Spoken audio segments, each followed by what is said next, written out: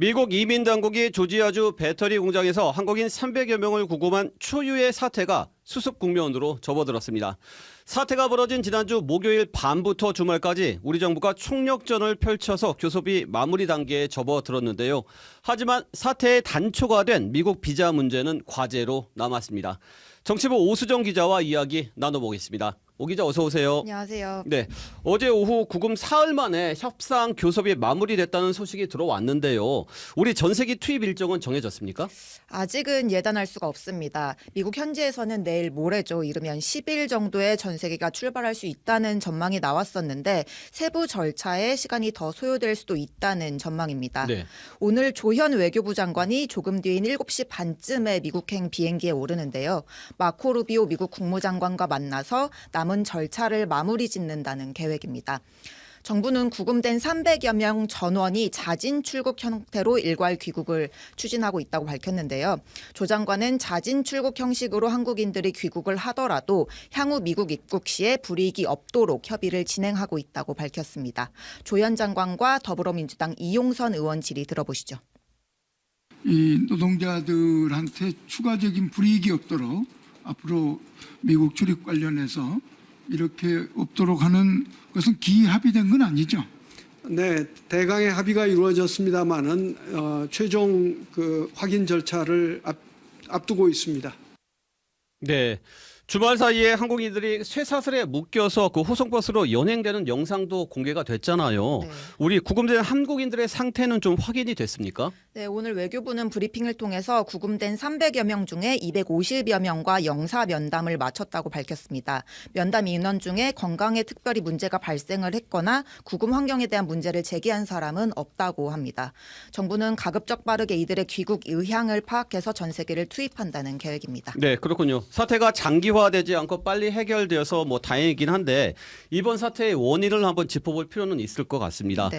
사실 미국 비자 문제는 새로운 문제가 아니잖아요. 그렇습니다. 먼저 미국 현지에서 외국인 노동자가 합법적으로 근무하기 위해서는 취업 비자가 필요합니다. 문제는 이 전문직 취업 비자나 주재원 비자 같은 취업 비자들이 발급 조건이 굉장히 까다롭고 또 시간도 오래 걸린다는 점입니다. 예를 들어서 전문직 취업 비자의 경우에는 미국에서 발급 건수를 8만 5천 개 정도로 제한을 두고 있는데요. 네. 전 세계적으로 신청자는 50만 명이 육박을 하고 이것도 추첨으로 돌리고 있습니다. 그렇군요.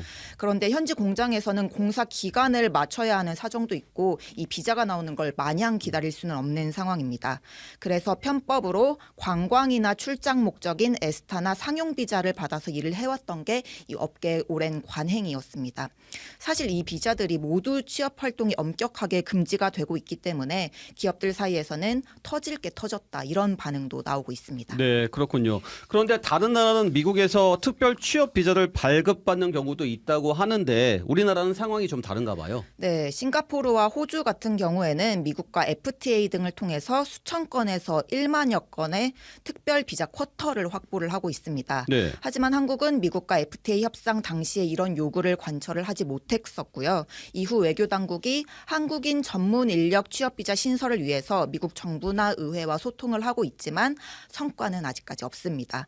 미국에서 올해도 한국 동반자법이라고 한국인 전문 인력을 대상으로 별도의 비자 쿼터를 신설하는 법안이 발의가 됐는데 사실상 이 법은 10년 넘게 의회 문턱을 넘지 못하고 있습니다. 네, 구조적인 문제네요.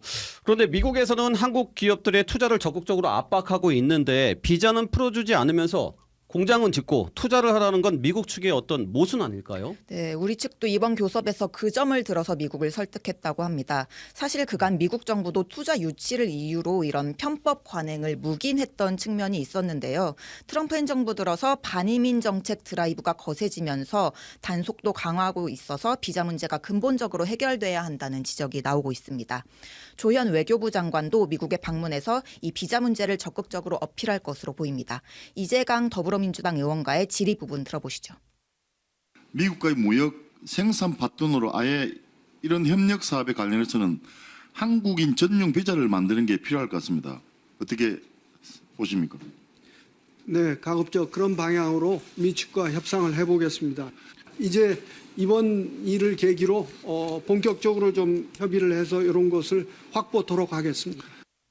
네, 또 앞서 리포트에서도 들으셨듯이 트럼프 미국 대통령이 직접 비자 문제 해결 의지를 밝힌 만큼 이 문제가 해결된다면 향후 미국에 진출하는 기업들의 애로사항이 상당 부분 해소될 수 있다는 전망입니다. 네, 좀 지켜봐야겠네요. 네. 그런데 이번 사태로 조지아주에 있는 그 배터리 공장 건설은 당분간 멈춰서는 겁니까? 네, 외교부 당국자는 건설이 중단되는 것으로 알고 있지만 가동 재개는 기업이 판단할 문제라고 밝혔습니다.